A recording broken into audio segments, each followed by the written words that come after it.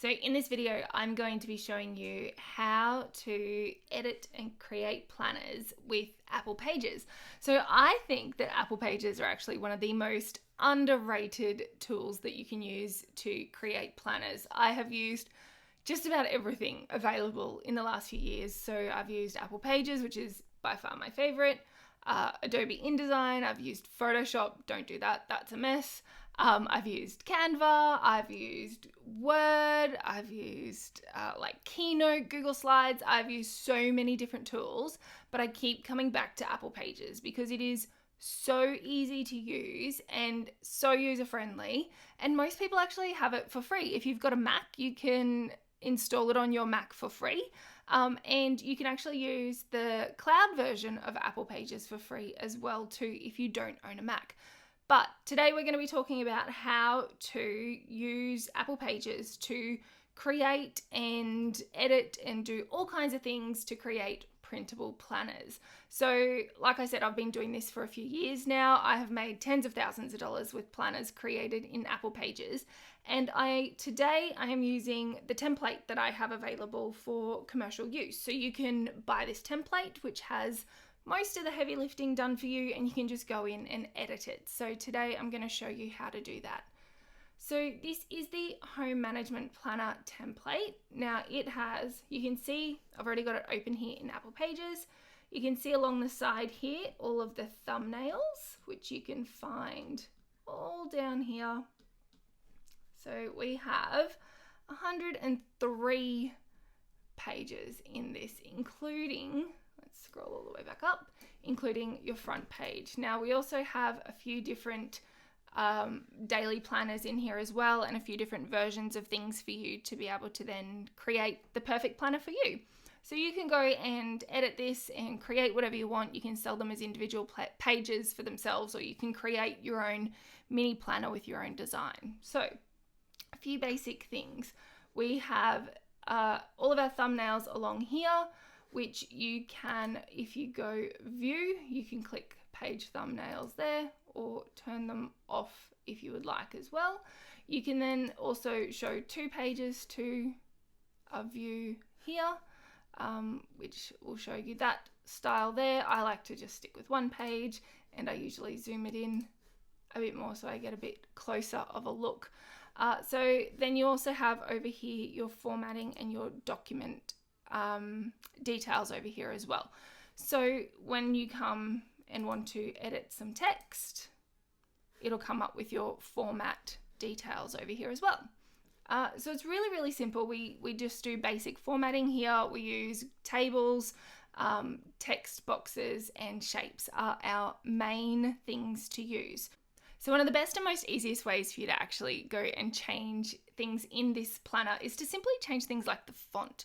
So it's actually really, really easy to do. So rather than going in and replacing every one of them and going through and changing your font here, what you can do is you can find out what the main font is. So that's this one here, which is the Bebis New, which, excuse my pronunciation, that's awful. That's the same font as the head, like for all the headers throughout the entire planner. So I can actually go and change them all at once. So what I'm going to do is I'm going to go up to format and font, and I'm sorry, that format is just outside of the recording of the screen that I've got there. But if you go format, font, and you can go down to replace fonts. Now what I'm going to do is I'm going to find that font there, and I'm going to replace it with another font that I like. Now, like I said, I buy most of my fonts through Creative Market, and make sure that I have the right license in order to be able to use them for these products. So I have one in mind which is going to look super cute, which is this oranges and lemons caps. So I just go through and replace that font, and it will go through and replace it throughout the whole planner. So simply replacing a font can change the entire look of a planner just by doing something simple like that. Now, I also want to add a bit of color to this, and I want to make it look a little bit different. So I'm going to just move that down a little bit there. Again, once you do this, you can go through and tweak everything. If you want it to be bigger, you can go through and change that as well. But another thing that you can do in order to make your planner look a little bit different is to actually add some graphics. And you've got a few options to do this. You can go through and add them in one by one, and you simply just drag and drop them. So I have a few graphics off screen here that I can show you. Again, make sure that you have permission to use these graphics. So make sure you have the right license to use them. I have commercial license for all of the graphics that I use. And you can simply just grab one and just drag and drop it onto the spot that you want to put it as well. So it'll just come in as an image. Oops, I just linked those together. So it'll just come in as an image like this. You can drag it around, you can reshape it, you can flip it, you can crop it. So we have all of our bits over to the side here. So I can come into the arrangement here, there, and I can flip it side to side. I can flip it up and down. I can spin it around, whichever way I would prefer. And you can also arrange it so you can pop it to the back so that those lines go over the front. So I can just go backwards there as well. So make it look super cute. You can then copy and paste it if you'd like, and then flip it and mirror it at the top. So you have this beautiful little design there. If you're wanting to use the same design on every page throughout your entire planner, rather than going through and adding each element individually, you can go in, so delete that bit there, go into the edit page template here. And this is where you can set up a design that is going to repeat on every single page throughout your whole planner. So using that same sort of design that we just had then, we could add these textures in here. Whoops. Actually open it up in here. Drag and drop. That's the way to do it. And then once that's in there, I can just move that around as I want to. Copy that over again. And then we're going to flip it. And flip it. Too many flips. There we go. We're going to have it mirror there. Now what I'm also going to do is I'm going to lock these two in. So I'm going to highlight the two together and lock them so that it doesn't allow me then to move them on the page on any of the planner pages. So once I have done that and everything is as I want it there, I'm just going to click done. And then I'm going to be able to see that on every single page throughout the entire planner. And because I did lock it in, I also can't move it around here. So that means that when I'm going through and editing, I don't accidentally move one out of order and I don't alter anything in there. Then what we can do is we can come and we can add some color in here. So we can come and change styles so that it fits in. We can go and change. So if I want this color to match in with this style, I can then grab my little eyedropper tool and I can pick a color from here and make it so that it matches in. And then we can create a planner that actually looks like it flows and has all kinds of really cute elements to it. You can also come into boxes like, now let me find one, for example. Yeah, down here. So if I'm wanting, so this is built up on a table. So this is one of the table shapes that you can find in here. I'm really sorry if you can hear the grinding noises in the background. My husband's grinding and I'm trying really hard to get this tutorial recorded. So I'm really sorry if you can hear it. But this is built on a table template here. So you've got your 4 rows there, 4 columns here and 4 rows there. So what we can do is we can alter this whole table by making sure we have the whole thing selected by clicking this spot up here. We go into the table setting over here and we can actually make it so that the background color is all the same. Oops, sorry, that's in cell. Now we go into fill and we want it with a color fill, and we definitely don't want that blue, so we're going to come down here to white, and what that's going to do is going to set this up so this then is a background. You can also make that fade if you would like. if you don't want it to be a full solid color, but you just want it to have a bit of a definition. Again, I'm sorry, that banging is my husband outside. And you can then see that it's just set that opacity down a little bit so that we can still see the texture in behind, but we've got a bit of a layer over the top. So like I said, there's so many things that you can do with this. You can even come in here and then change these cells, that's what they're called. So you can change these cells in here. So in here, we're going to highlight that. Now, even though this color fill stays up and stays visible, I find that sometimes it doesn't actually select what I want it to select. So I'm going to click on here. I'm going to come back to this color fill here, and I'm going to change that color, grabbing the color tool and picking a color from here. And then we're going to be able to see that background there. And I can, again, drop down that opacity if we'd like. So there's heaps of different options with that sort of stuff as well. Let me find another, here we go. So another page like this. So this is built again on a mixture of shapes, and we have a table in here too in order for us to get these dots. So these shapes in the background have different options for your color fill. We also have a shape for this box here. So we've got one shape in the gray at the top. We've got one shape here, which is the box here. And then we've got a text box as well as a table over the top. And what that does is it actually allows us to be able to create this type of setup here, which we can then copy and paste multiple times, and we can extend out and change the size of and the shape of if we would like. So we can move them out, create all these kinds of different shapes and boxes. So the other thing as well with this is that it's quite intuitive in terms of shaping. So it'll actually show you these little yellow lines, which I've just highlighted that there. So I'm going to get rid of that.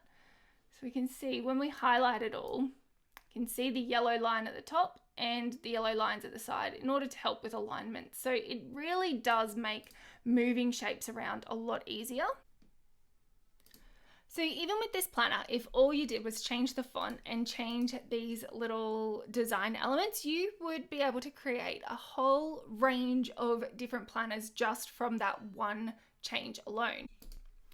So if we're wanting to go and change our design again, and we're wanting to change up these little elements here, as we can see when we click on them here, they are locked, which is where they've got that little cross. And while going into edit page template and removing them can work, sometimes it doesn't. So if you're finding that doing this, so let's select those and unlock them, select them again and delete them, and done. Yeah, see, sometimes that doesn't work. So what I'm going to do is I'm going to just go and undo all of that, come back up to here, and I'm going to go Command A and select absolutely everything in the entire document. So Command A will select everything, and I'm going to make sure I unlock everything. So that unlocks everything that is selected. And you'll see it'll go through and it'll do its little unlock, and it might take a little while, but this is going to be, it's just one of those little troubleshooting things, a thing that should work by unlocking it when you edit the page template. It doesn't always work. So this can help that situation. So again, you can go for that Command All and unlock. However, sometimes that can be a lot for a big document. So if you've got a smaller document, that's an easy thing to do. What I usually do though is I literally just zoom on out. So once I've zoomed out, I just go in and I just highlight these edges and unlock as I go. And while it is a little bit fiddlier, it's still a whole lot easier doing it this way and being able to edit the whole lot at once. So, and it doesn't slow your computer up. Whereas sometimes I've found that if I'm trying to unlock all the others at the same time and do all of it at once, it can kind of lock up a little bit depending on what mood it's in that day. So we can just go through, unlock all of these. You can probably scroll, like do more than that at once. It's just, come on, you can do it. Yeah, so just unlock a whole bit at once. You could probably even just unlock the whole page. Oh, my computer's very slow today. Everything's gone into slow mode today. That's okay. So you could probably just unlock the whole lot together maybe. That might work. Shouldn't take too long to do this way either. Yeah. So you get the point. Anyway, so I'll do half of it just so I can get to the point. Okay, so then we go into our edit page template. So I'm just going to zoom that back in so we can see. Edit page. I didn't get that. Could you try again? And now Siri's talking to me. Oh, this is going to be a fun one.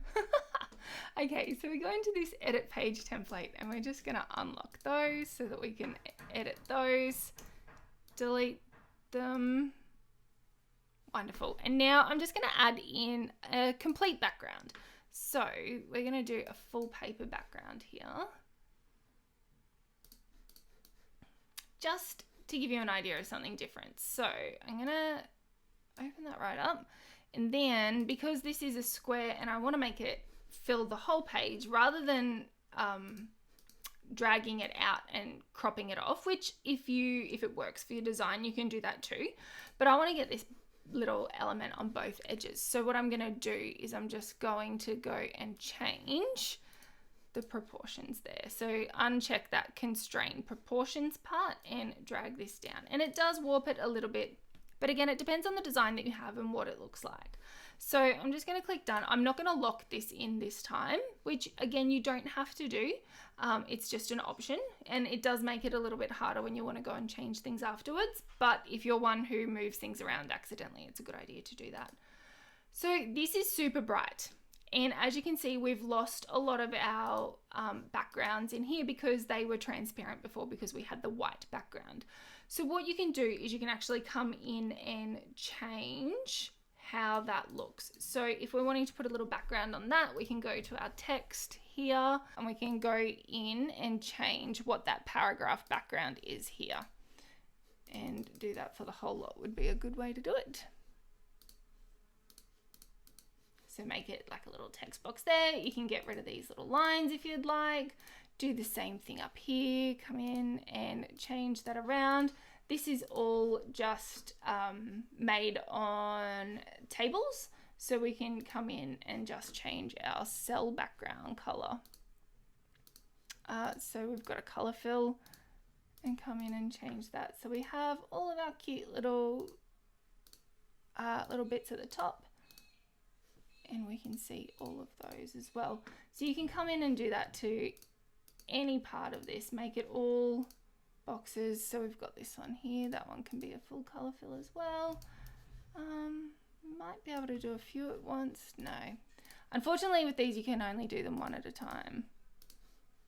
But they aren't difficult to do. And when you've already got the template here, you can make it super easy. And then we can just move these around so that they match up.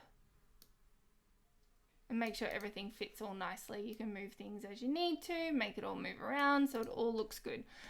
And then go through and you can do anything you want with that. You can change your backgrounds, you can change your font again if you'd like.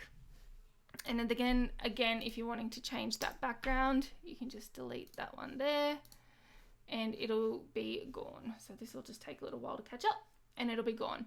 The only difficulty I ever have with that is when I lock it in, but sometimes locking it in is worth it so that I don't have to worry about moving it around. So it just depends on what you want to do.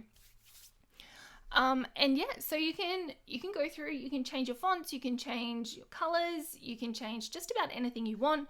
You can change what these things say up here. So if you don't want this to say move your body, and you want it to say like daily affirmation, you can change that too. Anything you want, you can change in these. And these templates are just such a good place to start. You can see there's, what did we say, 103 pages? Yeah, so 103 pages, and you can do just about anything with this. Some of these here, we've got like list checklists here, so you can do a checklist for just about anything based off this one page alone. So this template is available for sale so that you can go and buy a commercial license to it, come into Apple Pages, make a few changes, and create as many end products as you would like with it, and sell as many planners of your own as you would like with it. The possibilities really are endless, and you can do absolutely anything you want with creating a beautiful planner with these templates. I hope this tutorial has helped you understand Apple Pages a little bit more and helped you understand how easy it is to use Apple Pages, especially with a template like this. And I hope you find this to be fun and amazing and create an amazing stream of income for yourself. Thank you very much for hanging out with me for this tutorial. I really appreciate it.